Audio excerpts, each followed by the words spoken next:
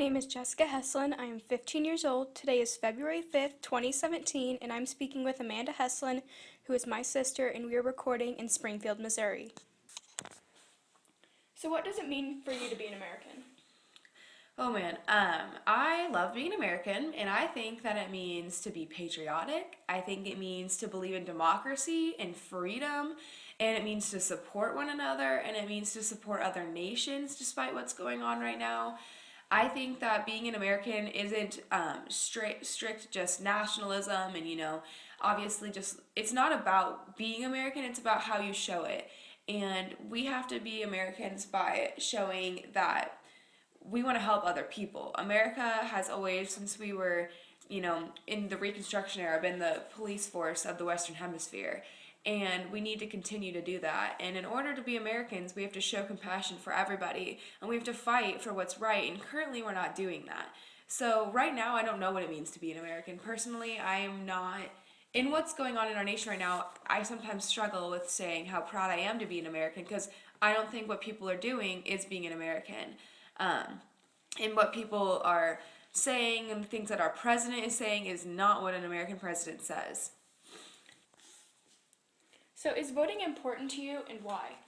Voting is so important, and I cannot stress this enough because, if it wasn't, they say that the reason Hillary Clinton didn't win is, not because more people showed out for Donald Trump, but because not enough of the people that were supposed to support her, showed up. And, a lot of people say, my vote doesn't matter, one vote. It's not one vote. If so many people have that mentality, it's groups of people that aren't showing up. And if you don't show up, then you really can't say you're a part of the process. I mean, you can sit at home and, you can stream your opinions to your family as much as you want or while you're watching and say it to the TV, but until you go out and actually be a part of the democratic process, then you really can't be a part of what our country is so proud of, and that is democracy. And that's what we take pride in Americans, being able to choose and have a voice. So people who say my vote doesn't matter, I don't care enough, then you really are saying you don't care about your future and that you don't care about the life that you're living currently, because every president and their policy changes that for us. Does this election change you, and if so, how? This election changed me a lot, and it was mostly because I was finally old enough to understand what was going on. At first, I wanted to, this is actually funny, to think back about this, before I knew anything when I was younger, honestly, probably just a year or two ago, I was extremely conservative because I felt that's what I was supposed to be. Because the privileges I have, and, I think my parents for the most part are conservative, but of course, I can't say my parents support anything Donald Trump do because I don't think they do, and I don't think they should. But I was conservative because I thought everybody around me is. I grew up, in the Obama presidency for all 8 years. I remember both elections and coloring in the maps. I remember seeing the John McCain posters and the Mitt Romney posters. And I thought that we were always supposed to support the Republican candidate because I didn't know any different. And, my parents, I don't, think my dad was too thrilled about the Obama administration at first, so I thought, I wasn't supposed to like any Democrats.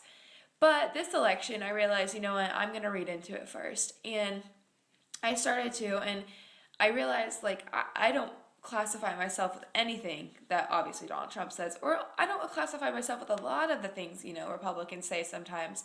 So this election made me realize, what I believe in. And that's not just saying I'm a Democrat or I'm a liberal. It's just saying, what social issues I believe in and what things that I really want to stand up for. And it helped me when, Donald Trump said things about women, especially about women.